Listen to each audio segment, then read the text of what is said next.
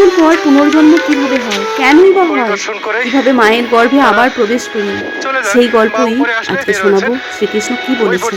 একদিন গরু শ্রীবিষ্ণুকে প্রশ্ন করলেন, হে প্রভু, নরকে পাপ ভোগ করার পর বা স্বর্গে পুণ্য ভোগ করার পর আত্মা কিভাবে পুনরায় মর্ত্যলোকে ফিরে আসে এবং মায়ের পেটে শিশু হিসেবে তৈরি হয়। এই কথাটা শুনে শ্রীবিষ্ণু তখন সৃষ্টি তত্ত্বের এক গভীর রহস্য উন্মোচন করলেন। ফিরে আসার যাত্রা আকাশ থেকে মাতৃগর্ভে কিভাবে হয়। শ্রীবিষ্ণু বললেন, হে সাক্ষ্য, কর্মফল শেষ হলে আত্মাকে আবার পৃথিবীতে আসতে হয়। এই যাত্রাটি বড়ই বিচিত্র। বৃষ্টি হয়ে ঝরে পড়া নরক বা স্বর্গ থেকে আত্মা প্রথমে ধোঁয়া বা মেঘের রূপ নিয়ে আকাশ থেকে বৃষ্টির ফোঁটার মাধ্যমে মাটিতে পড়ে। শস্যে প্রবেশ। সেই বৃষ্টির জল শস্য, ধান, গম বা শাকসবজির মধ্যে প্রবেশ করে পিতার দেহ।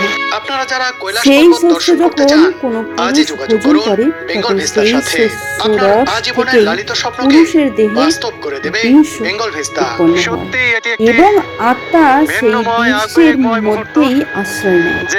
মায়ের গর্ভে কিভাবে যায়? এরপর ঋতুকালে পুরুষের মাধ্যমে সেই আত্মা নারীর গর্ভে প্রবেশ করে একটা চক্রের মতো।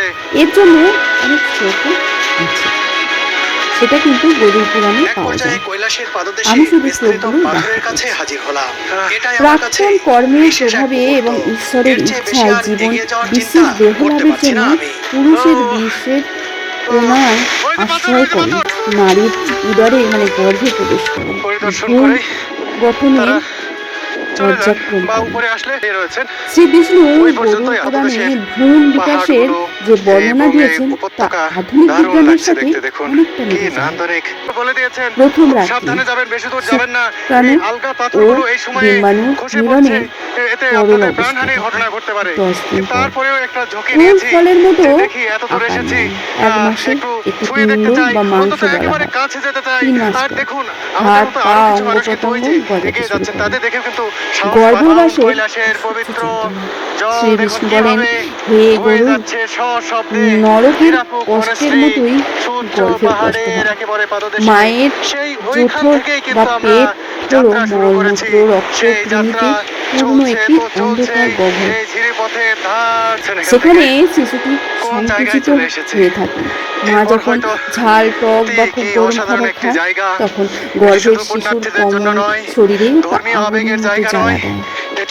সেখানে সূচকের মতো মুখওয়ালা কৃমিরা শিশুকে কামড়াতে থাকে।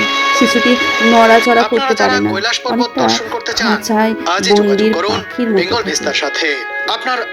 এটাও একটা শ্লোকে আছে কিন্তু। তারপর শ্রীকৃষ্ণ বলেন, নিজের পুনর্জন্মের কর্মফল অনুযায়ী জীব গর্ভাবাসে ভয়ানক তাপে বা সিদ্ধ হতে থাকে। প্রকৃতপক্ষে দেহধারী জীব মায়ের গর্ভেই এক প্রকার ঘোর নরক যন্ত্রণায় ভোগ করে। 4 নম্বর হচ্ছে সপ্তম মাসে জ্ঞান লাভ ও প্রার্থনা। সবচেয়ে আশ্চর্যের বিষয় হলো সপ্তম মাসে শিশুর চেতনা বা জ্ঞান ফিরে আসে। সে তার পূর্বজন্মের সব কথা, কোনো পাপে সে নরকে গিয়েছিল, সে তার আপন ছিল, কেই বা তার আপন ছিল, সব মনে করতে পারে। তখন সে ভয়ে শিউরে ওঠে এবং ভগবানের কাছে কাতর প্রার্থনা করে। একে বলা হয় গর্ভস্তুতি।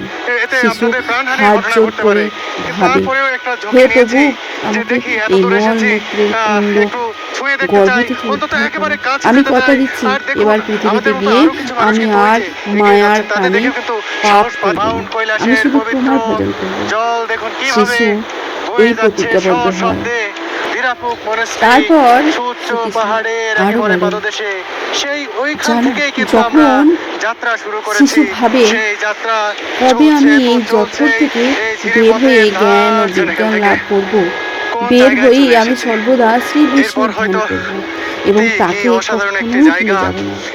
শিশু ওই গর্ভে বসে বসে এসব ভাবতে থাকে। প্রসবের কষ্ট ও স্মৃতি ভ্রমণ এ তো এক মায়ার খেলা। নবম ও দশম মাসে প্রসবের সময় আসে। তখন প্রসূতি বায়ু নামে এক প্রবল বাতাস শিশুটিকে উল্টে দেয় এবং ঠেলতে ঠেলতে জঠর থেকে বাইরে নিয়ে আসে। একটি সরু ছিদ্র দিয়ে বের হওয়ার সময় শিশুটি মৃত্যুতুল্য কষ্ট পায়, তাই সে কাঁদে। কিন্তু বাইরে আসার সাথে সাথেই ঘটে আসল বিপর্যয়।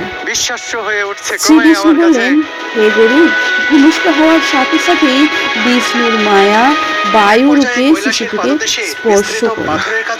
এই মায়ার স্পর্শে শিশুটি তার পুনর্জন্মের সব স্মৃতি, সব জ্ঞান এবং গর্ভে করা সেই প্রতিজ্ঞা আমি ভজন করব সব ভুলে যায়। সে কেবল ক্ষুধা আর তৃষ্ণায় কাঁদতে থাকে ক্যাও ক্যাও করে। এটিও কিন্তু গরুর পুরাণে অনেক শ্লোকে আছে, আমি যেটি ব্যাখ্যা করলাম। তারপর শ্রীকৃষ্ণ বলতে থাকেন, সে কিন্তু আর কোনো কিছুই মনে রাখে না।